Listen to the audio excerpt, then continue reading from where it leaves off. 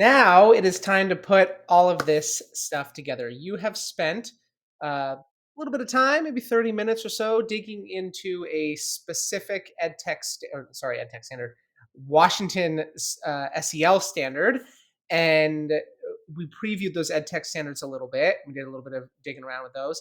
And your job is to think about how this could apply to your classroom. This doesn't have to be a full blown unit, doesn't have to be an entire lesson.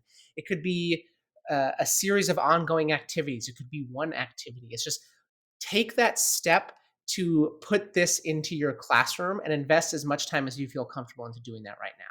The bare minimum that you need to do is on this page here. So, what standards are you going to try to address? Now, that's EdTech and SEL standards. What are your learning targets for that activity or lesson going to be? So what do you hope your students learn?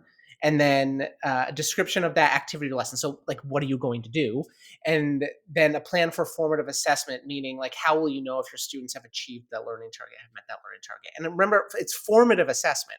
So it's think of this like you're like a physical, right? As opposed to an autopsy is a quick assessment. And then what are you going to change in the future? What are you going to do different next time? This doesn't need to be a quiz. It doesn't need to be like feedback from the student. It could be you observing, right? That's just that real informal formative assessment there. Again, this is all about the time that you think you need to invest in this at this point, how confident you feel digging into this, how much time you want to spend on it. So I have provided a lesson planning template here for you. If you click on this, it forces you to make a copy.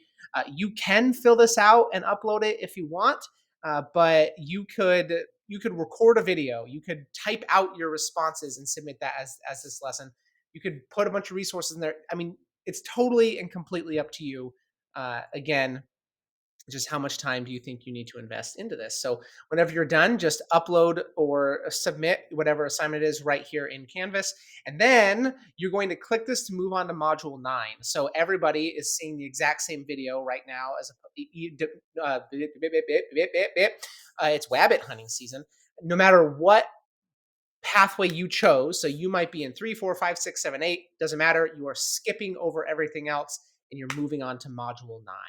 And then you will pick up from there. So when you are done, don't hit that next button, click this link, and that will take you to module 9, which there's nothing there right now. Haven't done that part yet.